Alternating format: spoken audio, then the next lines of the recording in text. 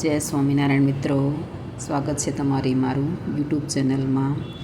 આજે આપણે બનાવીશું જૈન વેજીટેબલ વઘારેલી ખીચડી. તો ચાલો આપણે રેસીપી ચાલુ કરીએ. તો તેના માટે આપણે 5 પ્રકારની દાળ લીધી છે અને થોડા ચોખા લીધા છે. તે બધું થઈને આપણે અડધો વાટકું જેટલું લીધું છે. હવે તેની અંદર નાખવા માટે વેજીટેબલમાં કોબી અને ગાજરને આપણે ઝીણું કટ કરી લીધું છે, અને કેપ્સિકમ, ટામેટું અને લીલા મરચાં તેને પણ આપણે ઝીણા કટ કરી લીધા છે. 2 બટેકા અંદર આપણે ઝીણા કટ કરીને નાખીશું. પછી તેની અંદર વઘાર કરવા માટે 1 તમાલપત્ર, થોડા મીઠા લીમડાના પાન, 1 તજ, લવિંગ અને 1 સૂકું મરચું લઈ લીધું છે. પછી તેમાં આપણે થોડા કાજુના ટુકડા અને થોડા સિંગના દાણા પણ ઉમેરીશું.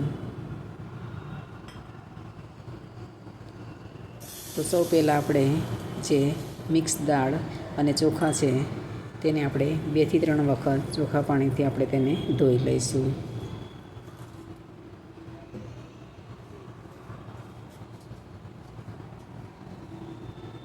તો આપણે દાળ અને ચોખા છે તે ધોવાઈ ગયા છે. હવે તેની અંદર આપણે થોડું પાણી ઉમેરી અને આપણે બીજું બધો વઘાર કરીએ ત્યાં સુધી આપણે તેને પલાળવા દઈશું.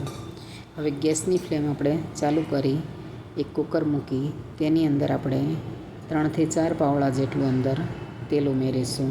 4 પાવડા જેટલું.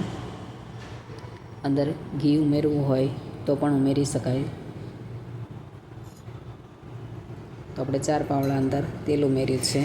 તેલ ગરમ થઈ જાય એટલે તેની અંદર આપણે રાઈ ઉમેરીશું, 1/2 ચમચી જીરું ઉમેરીશું અને 1/2 ચમચી આપણે હિંગ ઉમેરીશું.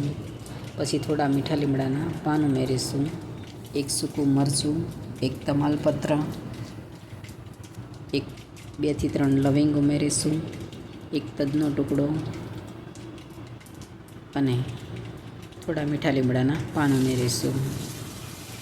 પછી તેની અંદર આપણે જે કાજુ અને સિંગદાણા છે તેને અંદર આપણે તેને તેલમાં સાતળી લઈશું.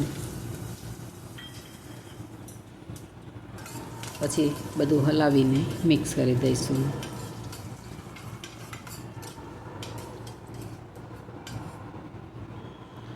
પછી તેની અંદર આપણે કેપ્સિકમ, મરચાં અને ટામેટું છે ઝીણું કટ કરેલું તે અંદર ઉમેરી દઈશું.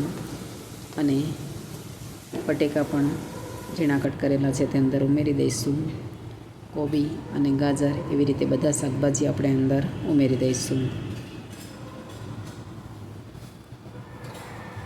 અને બધું હલાવીને આપણે મિક્સ કરી દઈશું.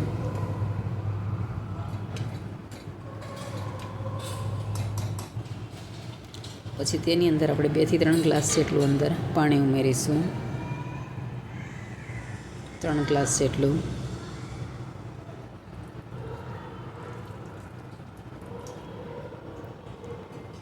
અને તેની અંદર આપણે જે મિક્સ દાળ અને ચોખા છે પલાળવા દીધા હતા તેને આપણે અંદર ઉમેરી દઈશું.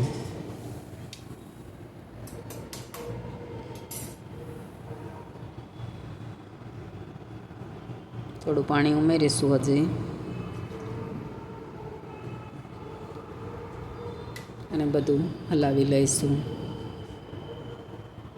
પછી તેની અંદર આપણે 1/2 પોણી ચમચી જેટલી આપણે હળદર ઉમેરીશું, 1 ચમચી લાલ મરચું ઉમેરીશું, 1 ચમચી ધાણા જીરું ઉમેરીશું અને 1 થી 1.5 ચમચી જેટલું આપણે સ્વાદ અનુસાર મીઠું ઉમેરીશું.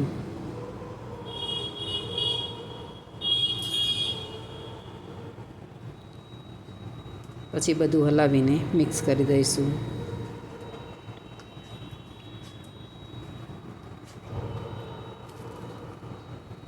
પછી તેની અંદર આપણે 1 ચમચી જેટલો ગરમ મસાલો ઉમેરીશું.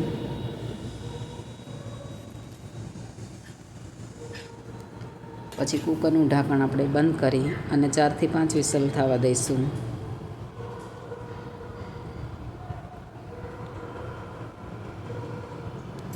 તો આપણી 4 થી 5 વિસલ થઈ ગઈ છે. કૂકરનું ઢાંકણ ખોલી અને આપણે તેને હલાવી અને જોઈ લઈશું. તો આપણી 5 પ્રકારની દાળની વઘારેલી ખીચડી બનીને તૈયાર છે. તેને આપણે એક બાઉલમાં સર્વ કરી લઈશું.